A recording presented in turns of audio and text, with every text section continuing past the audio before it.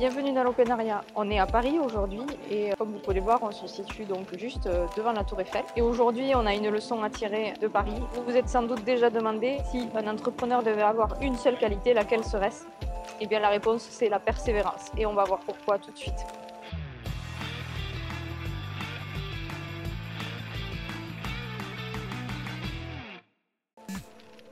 On est à Paris en 1884.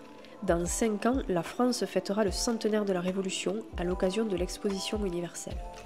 On cherche alors à construire un monument éphémère qui serait le clou de l'exposition. À l'époque, construire une tour de 1000 pieds ou 300 mètres est un défi que souhaiteraient relever nombreux architectes et ingénieurs. Mais c'est un défi de taille. Un concours est alors organisé. 2 hommes se disputent la victoire. D'un côté, Jules Bourdet, un architecte qui propose une tour en pierre. De l'autre, Gustave Eiffel, un ingénieur spécialisé dans les constructions métalliques, qui lui va naturellement proposer une tour en fer. En fait, c'est l'opposition entre l'art et l'industrie, entre la tradition et le progrès. Bourdet est plus connu. Il a notamment réalisé le Palais du Trocadéro et a une réputation bien assise parmi ses pairs. Eiffel, quant à lui, maîtrise les constructions métalliques, mais à l'époque, le métal n'est pas considéré comme un matériau noble. Il est seulement accepté pour faire les ossatures des monuments, comme celle de la Statue de la Liberté qu'il vient tout juste de terminer. En fait, on ne veut pas voir le métal. Alors, Eiffel n'a ni le bon matériau, ni l'influence de Bourdet, et ni l'opinion publique de son côté. Avec autant d'obstacles, beaucoup auraient abandonné. Voilà une première preuve de persévérance. Pendant le concours, Eiffel n'a pas relâché ses efforts. Il a présenté son projet en expliquant mathématiquement que c'était le seul qui était viable par rapport à la résistance au vent. Malgré cette explication des plus rationnelles, l'opinion était toujours en faveur de Bourdet. Au passage, on peut également illustrer le biais cognitif de confirmation. Malgré que le projet de Bourdet était à l'évidence irréalisable, lorsqu'il a rajouté un argument d'utilité à sa tour, le jury a immédiatement absorbé ce nouvel argument pour conforter leur choix initial pour la tradition. Et oui, le changement demande un effort. Jugez-en par vous-même. La tour Soleil de Bourdet devait être surmontée d'un phare permettant d'illuminer toutes les rues de Paris et, pour les recoins qui seraient dans l'ombre des bâtiments, pas de problème. Il était prévu de placer des miroirs partout afin de porter la lumière du phare dans la moindre petite ruelle.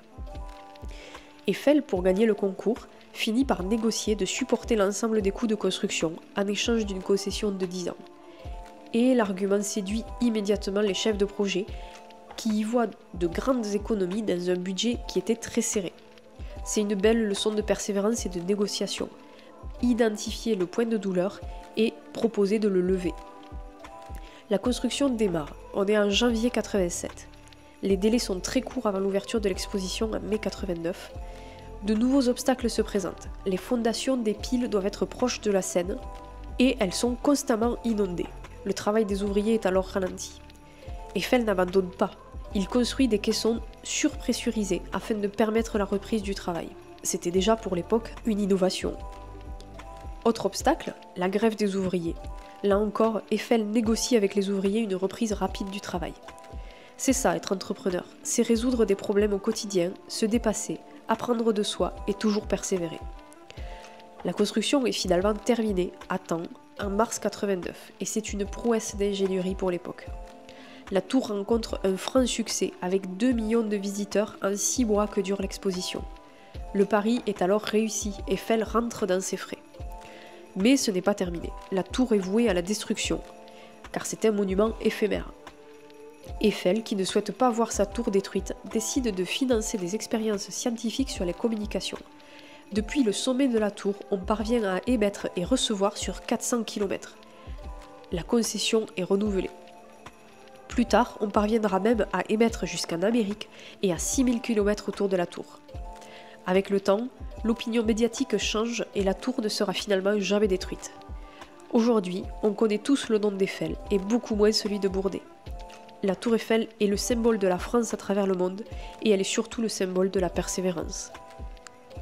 Et voilà, notre séjour à Paris s'arrête ici. Alors j'espère que cette comparaison entre l'histoire de la Tour Eiffel et l'entrepreneuriat vous aura plu et vous aura inspiré. Abonnez-vous, n'hésitez pas à commenter et n'oubliez pas de toujours chercher à vous dépasser.